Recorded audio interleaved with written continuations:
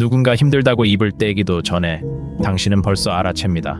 표정이 살짝 굳는 순간, 목소리가 한 톤 낮아지는 그 순간을 놓치지 않습니다. 그런데 이상하죠. 정작 당신 자신이 무너지고 있다는 신호만은 끝까지 알아차리지 못합니다. 친구도 가족도 심지어 처음 본 사람까지 당신 앞에서는 쉽게 마음을 엽니다. 사람들은 당신을 이렇게 부르죠. 얘기하면 편해지는 사람. 그 말이 들려올 때마다 뿌듯하면서도 어딘가 조금씩 비어가는 기분이 듭니다.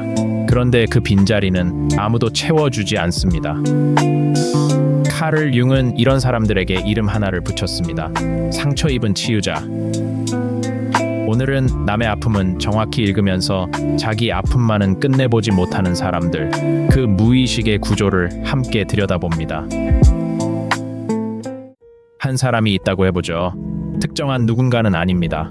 상담실과 일터, 친구 사이에서 되풀이에 나타나는 패턴을 모은 이야기입니다. 그는 어릴 때부터 집안 공기를 가장 먼저 읽는 아이였습니다. 부모님 표정이 어두워지면 누구보다 빨리 알아채고 조용히 방을 치우거나 먼저 웃어 보였죠. 어른이 되어서도 그 습관은 그대로였습니다.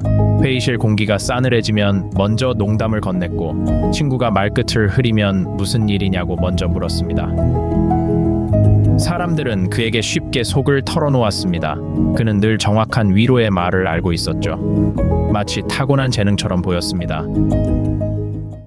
그런데 정작 자기가 힘든 날에는 이상하게 입이 떨어지지 않았습니다. 괜찮냐는 물음을 받으면 반사적으로 괜찮다는 말부터 나왔죠. 누군가 걱정을 건네면 그는 서둘러 화제를 돌렸습니다. 위로를 받는 자리가 건네는 자리보다 훨씬 낯설고 불편했으니까요. 시간이 흐르면서 몸에도 신호가 왔습니다. 남의 고민을 들어준 밤이면 유난히 잠을 설쳤고 정작 자기 문제 앞에서는 머릿속이 하얘졌습니다. 이상한 건 그 순간에도 걱정스러운 건 자기 자신이 아니라 자기 때문에 마음 쓸 주변 사람들이었다는 겁니다. 그는 이걸 배려심 많은 성격 탓이라 여겼습니다. 원래 그런 사람이라고 남을 챙기는 게 자기 몫이라고 믿었죠. 그런데 왜 유독 자신을 향한 배려만은 그토록 서툴고 낯설었을까요? 이 능력이 대체 어디서 왔는지 답하려면 카를 융이 가장 들여다보기 꺼렸던 자리부터 봐야 합니다. 카를 융은 상처 입은 치유자라는 원형을 그리스 신화 속 켄타우로스, 케이론에게서 가져왔습니다. 스스로는 낫지 않는 상처로 오히려 남을 치유하는 법을 깨우친 존재였죠. 융은 이 신화가 아주 오래된 심리적 진실 하나를 품고 있다고 봤습니다. 깊이 다쳐본 사람만이 다른 사람의 상처를 진짜로 알아본다는 진실이죠. 아이가 유독 눈치가 빠르다면 그건 대개 타고난 재능이 아닙니다. 자신을 지키려고 만들어진 생존 장치에 가깝죠. 집안 공기가 불안할수록 아이는 감정의 미세한 변화를 놓치지 않는 법을 익혀야 합니다. 다음에 무슨 일이 닥칠지 미리 대비하기 위해서죠. 이렇게 만들어진 감지 능력은 어른이 된 뒤에도 사라지지 않습니다. 오히려 더 정교해져서 남의 고통을 읽는 예민한 감각으로 자리 잡죠. 심리학에서는 이런 사람을 두고 공감 능력이 뛰어나다고 합니다. 맞는 말이지만 그 능력이 어디서 왔는지까지는 잘 말해주지 않습니다. 융에 따르면 상처 입은 치유자는 자기 상처를 다른 사람 안에서 거듭 발견합니다. 무의식은 그 아픔 앞에서 오래전 자기 아픔을 함께 알아보죠.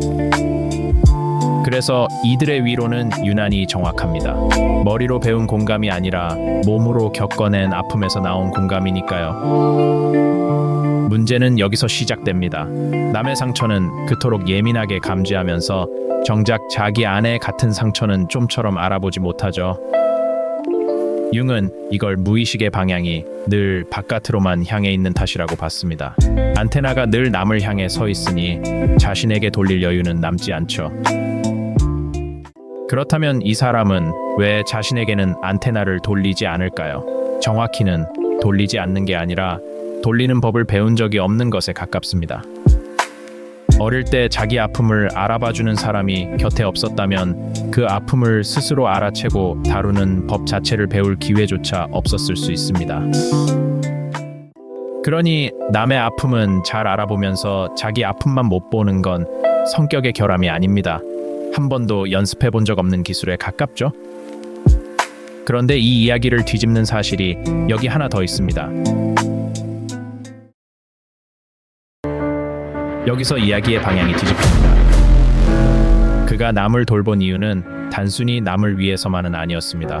무의식은 남을 치유하는 순간마다 자기 오래된 상처도 함께 어루만져지길 바라고 있었죠. 융은 이걸 대리 치유라 불렀습니다. 자기 상처를 직접 마주할 용기는 아직 없지만 비슷한 상처를 가진 남을 돌보며 그 아픔을 대신 어루만지는 방식이죠. 잠깐은 위로가 됩니다. 그런데 진짜 상처는 여전히 그 자리에 그대로 남아있죠.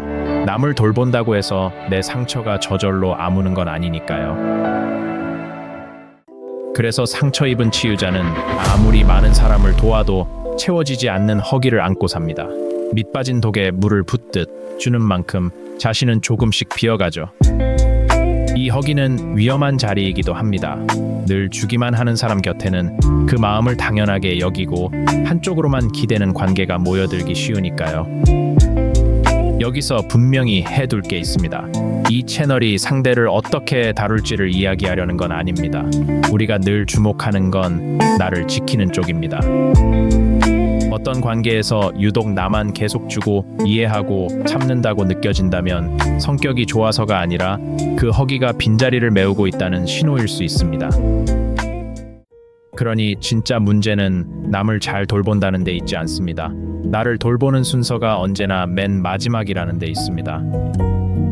상처 입은 치유자에게 정말 필요한 건 더 많이 주는 법이 아니라 나에게도 돌아오는 법을 익히는 것입니다. 융은 무의식을 없애라고 하지 않았습니다. 대신 무의식을 의식 위로 끌어올리라고 했죠. 내 공감의 뿌리가 어디서 왔는지 아는 것에서부터 회복은 시작됩니다.